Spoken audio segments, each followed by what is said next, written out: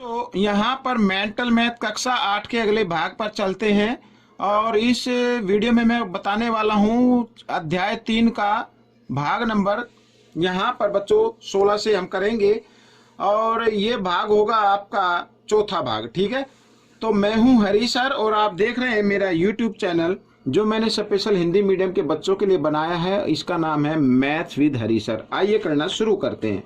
तो बच्चों यहाँ पर देखिए प्रश्न नंबर 16 क्या कहता है।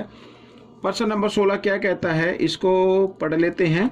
एक सम बहुभुज के प्रत्येक बाह्य कोण और अंतः कोणों का अनुपात 2:3 है। ठीक है ना। इस बहुभुज में भुजाओं की संख्या कितनी होगी? भुजाओं की संख्या बतानी है। अब करना क्या है भाई, ये एक अंतःकोण हो गया, एक बाह्य कोण हो गया, यही तो हुआ ना। पहले क्या लिखा? बाह्य कोण। ओ अच्छा ठीक है, ये बाह्य कोण है और ये अंतःकोण है। ठीक है, जैसे जैसे लिखा है भाई, पहले ये बाह्य लिखा तो बाह्य कोण का अनुपात 2 मानेंगे और अंतःकोण का अनुपात 3 मानेंगे। ठीक है, एक छोटे तरीके से मैं बताता हूं। तो आपको पता बाह्य कोण और अंतःकोणों का योग कितना होता है बच्चों? 180 डिग्री होता है। दोनों को जमा कर दे। मान लीजिए इस तरीके से कोई बहुभुज बन रहा है तो ये तो हो जाएगा अंतःकोण, इधर तो बहुभुज बन जाएगा, ये हो गया बाह्य। तो अंतःकोण और बाह्य कोणों का योग 180 डिग्री होगा। इसको भाग कर देना है अनुपातों के योग से। 3 और 2 5, तो 5 से इसको भाग कर दीजिए। 5 या 15। ठीक है, यहाँ पर बच गया 3 और 0, 5 6 30, तो 36 मान आ गया। अब यहाँ पर आप लिख सकते हैं बाह्य कोण, और हमें भुजाओं की संख्या बाह्य कोण से ही निकालनी है। ठीक है, तो बाह्य कोण यहाँ पर आएगा बच्चों, बाह्य कोण का अनुपात है 2, तो 2 × 36 बराबर 72 डिग्री, ये आ गया। अब बाह्य कोणों का बच्चों कोई भी बहुभुज होता है, बाह्य कोण यहाँ पर लिख देता हूँ कोण, कोई भी बहुभुज होता है उसके बाह्य कोणों का योग कितना होता है? 360 डिग्री। तो भुजाओं की संख्या ज्ञात करनी है, तो यहां पर मैं लिख देता हूं भुजाओं की संख्या।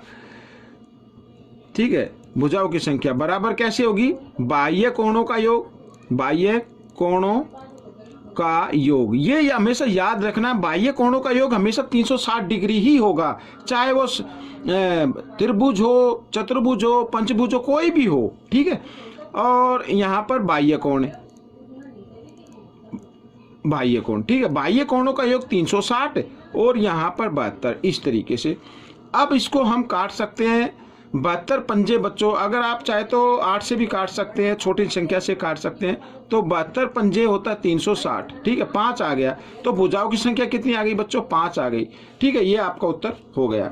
आइए करते हैं प्रश्न नंबर 17। तो प्रश्न नंबर 17 क्या कहता है इसको भी ध्यान से पढ़ लेते हैं। एक समांतर चतुर्भुज की बड़ी भुजा 8 सेंटीमीटर लंबी है, छोटी भुजा बड़ी भुजा की 3/4 है या 3/4 गुणी है, तो समांतर चतुर्भुज का परिमाप बताओ। ये समांतर चतुर्भुज हो गया। ठीक है ना। ये आइए यहाँ पर समांतर चतुर्भुज का परिमाप जो होता है सभी भुजाओं का योग होता है, या हम जो आयत का परिमाप का फॉर्मूला है उसी को हम यूज करते हुए इस समांतर चतुर्भुज का परिमाप ज्ञात कर लेंगे। तो सबसे पहले यहाँ पर लिखा है बड़ी भुजा, तो बड़ी भुजा है बच्चों 8 सेंटीमीटर। ये बड़ी भुजा आ गई। ठीक है ना, 8 सेंटीमीटर। छोटी भुजा, छोटी भुजा है बच्चों बड़ी भुजा की, बड़ी भुजा 8, 8 की के लिए गुणा का निशान 3/4, 4 एकम 4, 4 दूनी 8, 3 दूनी 6, ये आ गया 6 सेंटीमीटर। ठीक है, इस तरीके से आप इसको कर लीजिए।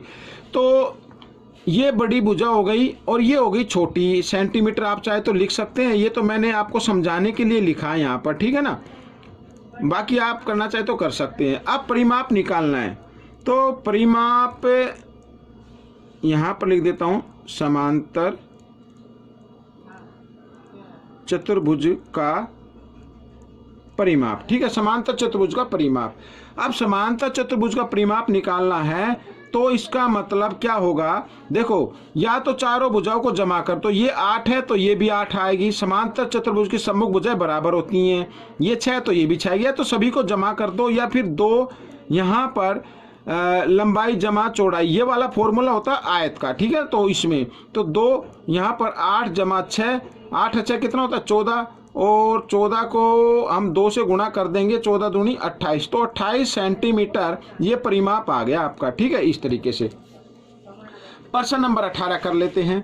तो प्रश्न नंबर 18 में क्या कहा है, देखो, एक 12 भुजा वाले बहुभुज में विकर्णों की संख्या ज्ञात करनी है। ये भी आसान है। तो विकर्णों की संख्या ज्ञात करने के लिए आपको फॉर्मूले का पता होना चाहिए, विकर्णों की संख्या। तो विकर्णों की संख्या ज्ञात करते हैं तो फॉर्मूला होता है n, यहाँ पर n घटा 3, ठीक है, और बटे 2।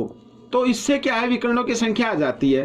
तो n का मतलब होगा भुजा से, तो 12, यहाँ पर 12 घटा 3 और 2, ठीक है, 2 से काट दें, 2 एकम 2, 2 छिक 12, यहाँ पर आ गया 6 और गुणा 12 में से 3 घटा दो तो 9 आ गया, 9 छिक 54। तो विकर्ण कितने हो जाएंगे बच्चों, 54 विकर्ण आएंगे इसके अंदर। तो ये आपका उत्तर हो गया है। अब हम करेंगे प्रश्न नंबर 19। यहाँ पर मैंने पहले से लिख के रखा, ये रहा। एक बहुभुज में 27 विकर्ण है, ठीक है, इसमें भुजाओं की संख्या कितनी होगी, भुजाओं की संख्या ज्ञात करनी है। अब विकर्ण इसमें दिए हुए हैं, मगर विकर्ण का फॉर्मूला क्या होता है, n और n घटा यहाँ पर 3 और बटे 2, ठीक है, ये होता है। तो इससे क्या आता है, विकर्ण की संख्या आ जाती है, लेकिन दिया हुआ विकर्ण कितना है, 27, तो 27 को बराबर रख देना है। n को n से गुणा करते हैं, n की 2, n को 3 से गुणा करेंगे, घटा 3n आ जाएगा, और 27 इधर 2 गुणा में, सॉरी भाग में इधर आकर ये गुणा में हो गया, इनको गुणा किया तो आ गया 54। अब n की 2 घटा 3n और ये 54 इधर जमा, इधर आकर ये घटा 54, ये द्विघात समीकरण बन गया बच्चों। अब इसको हम करते हैं, देखो यहाँ पर ये आखिरी वाला पद और पहले पद की हम गुणा करते हैं तो घटा 54 n की 2 आ जाएगा, और यहाँ पर जो बीच में संख्या लिखी हुई है इसके हमें टुकड़े करने हैं। कैसे, देखो, जिसको गुणा किया एक संख्या घटा की है और एक जमा की है। तो आपको भी 2 संख्या लेनी है, एक घटा की और एक जमा की, यानी गुणा करे तो 54 आ जाए, और उनको घटा जमा क्या होता है, घटा होता है, और घटाए तो 3 आ जाए, ठीक है। वो संख्या होती है 9 और 6। 9 घटा का होगा, क्योंकि यहाँ पर घटा का साइन है ना, तो बड़े संख्या पर घटा का निशान रखना है। तो 9 छिक 54, ठीक है, आ गया, और 9 में से 6 घटा दो तो कितना आएगा, घटा 3 आएगा। तो हम घटा 3n की जगह घटा 9n और जमा 6n रखने वाले हैं। तो n की 2 घटा 9n जमा 6n और घटा 54 बराबर 0, इस तरीके से।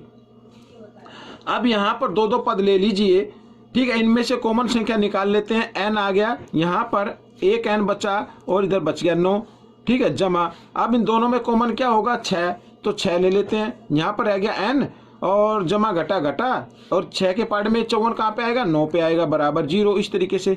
तो n घटा 9 और n जमा 6, एक तो ये संख्या हमने लिख ली इधर, और दोनों ब्रैकेट में से एक संख्या लिख ली, बराबर 0। तो n बराबर ये जमा 6 इधर आकर घटा 6 हो गया, और ये घटा 9 इधर आकर जमा 9 हो गया।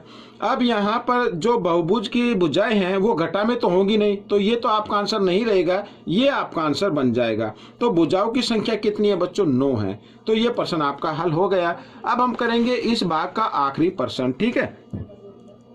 तो आखिरी प्रश्न को देख लेते हैं। समांतर चतुर्भुज एबीसीडी में कोण ए कोण बी से 5 डिग्री बड़ा है। 5 डिग्री बड़ा कोण कौन सा है, कोण ए, ठीक है। तो डी की माप क्या होगी, आइए मैं पहले समांतर चतुर्भुज बना लेता हूं इस तरीके से। A B C D.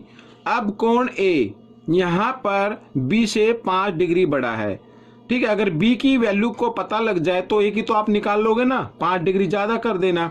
तो यहाँ पर मान लेते हैं, माना कोण b बराबर x डिग्री, तो कोण a कितने का होगा, x जमा 5 डिग्री का होगा, तभी तो होगा ना 5 डिग्री ज्यादा। और यहाँ पर ये आगे संलग्न कोण संलग्न कोणों का योग होता है बच्चों 180 डिग्री। तो यहाँ पर x जमा 5 बराबर 180 डिग्री रहेगा, ठीक है। आइए कर लेते हैं आगे। 1x और 1x 2x बराबर 180, ये 5 इधर जमा का इधर आकर घटा का हो गया, घटा दिया तो 175 आ गया। अब x का मान निकालना है आपको, तो 175, 2 इधर गुणा में इधर आकर ये भाग में आ गया, तो 2 से इसको भाग कर देते हैं। तो 2 से भाग करेंगे, 2 8 16, ठीक है, 2 7 14 और ये आ जाए 27.5, ठीक है, x का मान आ गया। तो हमें निकालना है कोण डी। तो यहां पर देखो कोण बी बराबर होगा कोण डी, ठीक है। क्यों? अब यहां पर मैं लिख देता हूं समांतर चतुर्भुज के सम्मुख कोण बराबर होते हैं। समांतर चतुर्भुज के सम्मुख कोण बराबर होते हैं, ये लिख लेते हैं।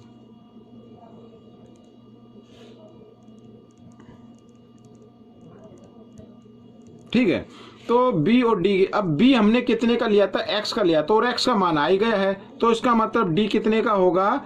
87.5 डिग्री का होगा। तो बच्चों ये भाग आपका पूरा हो गया है। आपको ये भाग कैसा लगा मुझे जरूर बताएं, और इसमें से सीखकर दूसरे बच्चों को जरूर सिखाना है। ठीक है, मिलेंगे अगले भाग में, तब तक आप अभ्यास करते रहिए और दूसरों को सिखाते रहिए।